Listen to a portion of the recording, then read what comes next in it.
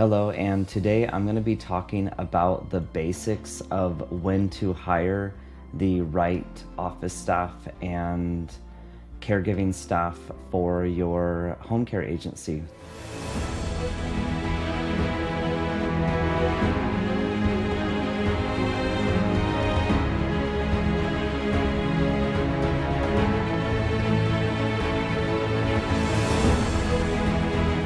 My name is Scott McKenzie, and I'm the founder of Golden Age Companions, a non-medical home care agency based in Irvine, California.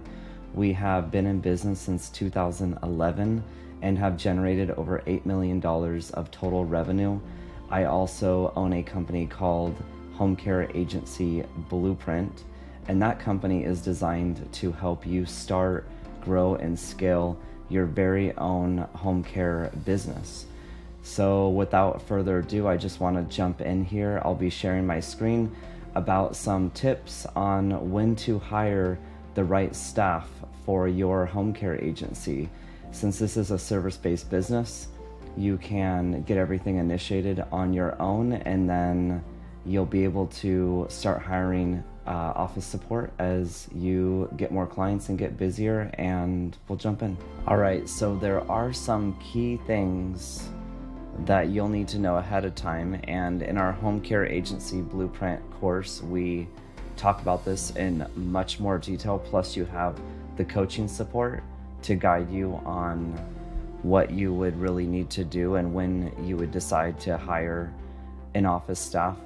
I'm first going to talk about the caregivers. So essentially, this is obviously a service-based business. You're hiring caregivers to go in the homes to assist your clients with, all activities of daily living, including light housekeeping, meal prep, changing depends, all that stuff, transportation assistance. So that's obviously your caregivers are the core of the business, and that's the first segment of employees that you'll be hiring.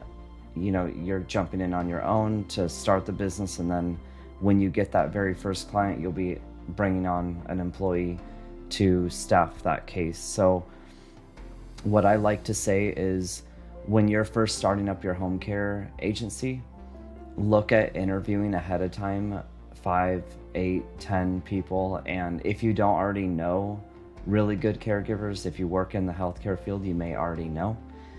And if you don't, then definitely get some ads online and start pre-vetting some people to get some good caregivers that are, that and are familiar with, and that that would take a case when you get that new client, that very first client. So essentially what it looks like is, when you do hire the very first caregiver, according to your state and local laws and regulations, it's a given that you do a background check, CPR, first aid, all of that stuff is baseline. Your state may require some other specific requirements. I know in California, everyone's got to be registered as a home care aid registration. So that's just like something that they require. Every state's a little different. So just keep that in mind. Now, given that caregiver's up to speed and they have all of their documents and they're ready to go, you can place them on the case with that client. And then as you get 2, 3, 4, 5, 6, 7 clients, you're going to be hiring usually a little more caregivers than what you have for clients. So if you have 5 clients, you most likely will have 7 to 8 caregivers that are just on staff. There might be 1 or 2 of those that are on standby, but at least they've been pre-vetted and they're on your staff, so they're ready to cover shifts for your clients. So like a quick overview here, the first thing that you want to look into is, like, when you're looking now as you get to that 7, 8, 10 client mark, it depends on how much you want to delegate up front. You want to look at bringing in either an administrator assistant or a case manager, someone to go out and do the case assessments for you. And then one thing I'll caution is, do not hire too many people up front.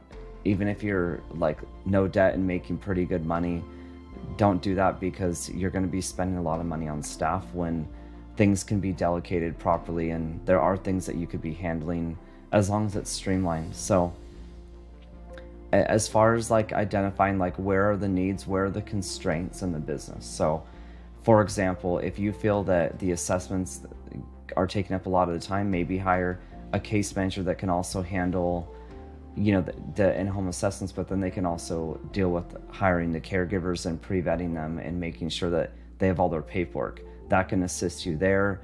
It could be vice versa. You can be out doing the assessments, then you could hire someone that only comes in to only pre-vet and hire caregivers. It just depends on where the constraint is for your home care agency and where you really feel that you need the support.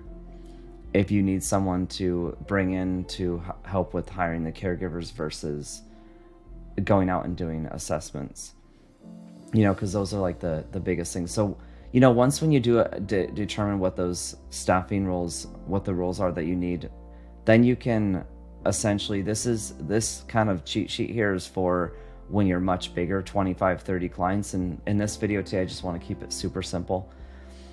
However, once when you, it's a given that you're going to make job descriptions to hire those, whichever employee that you need. It wouldn't be a bad idea if you feel like you have a constraint in kind of both, like, well, I could use the case manager, but I can also use somebody to hire.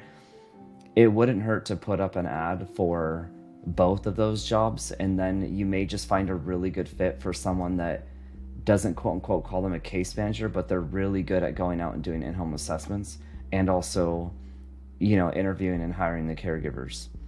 And, you know, by the way, in our course, I'm actually going to add in the back of the end of this video here, I'll add a bonus. So stick till the end.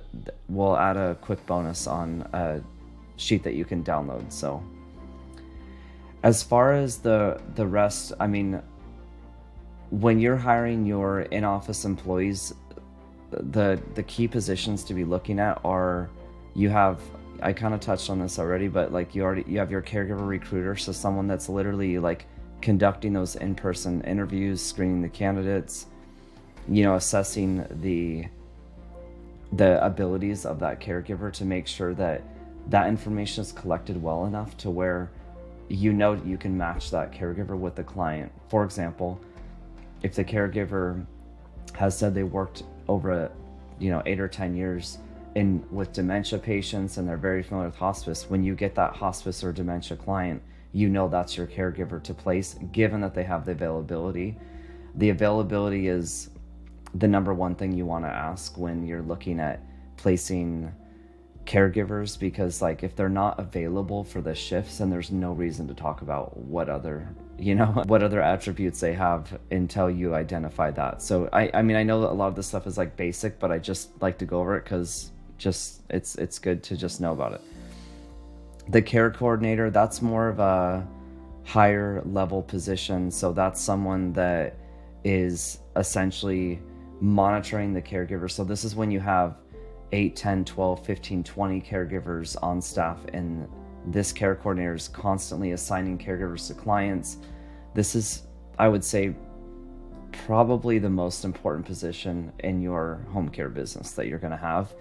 You've got to really have someone that is thorough and does a great job. I highly recommend you do this up front until you really get everything set up to where you have training guides and manuals and you're ready to on the way you do it. Now, in our home care agency blueprint program, we actually provide training and whatnot that you can pass along to your care coordinator. They're called playbooks. So now the client liaison, this is someone that essentially is like the case manager. So they go out and go do the in-home assessments. This person also can do like spot checks. So like it's recommended every, you could do a 30, 60 or 90-day interval to go check on the client, regardless of what's going on at the client's house. If they're happy or whatnot, it's always good to just have someone go by in person and check to get like an update of feedback.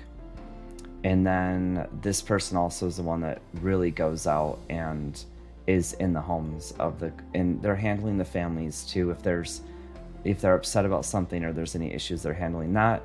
The nurse and medical professional, this is something that is if you're either a home healthcare company or if you happen to have even like a retired RN that just has that skill set. It's not required to have a nurse on a home care business. So a non-medical home care agency, it's not required. Home health, though, it is. So I just threw that in there. So yeah, that's basically the overview of what key positions that you want to consider when you're hiring those key people for your home care business. And as I promised in the end of the video here, I am going to provide a link in the description below that has all the different hiring platforms. So these are the things that you can consider the softwares to hire your staff, whether they're your caregivers or case managers or even the higher level positions. I'm also going to put in the sheet includes like tips to consider specifically for a home care agency. So it's not just a list of platforms. There's also tips in there as well. Alrighty, so that is an overview for the top positions that you want to consider when hiring for starting up your home care business. And also, if you haven't already, if you could please like and subscribe to my channel, I would appreciate that if you feel like you're getting value out of it. And also there's a link in the description below if you are looking to start up your own home care business and want some more information on that and want me and my team to assist you.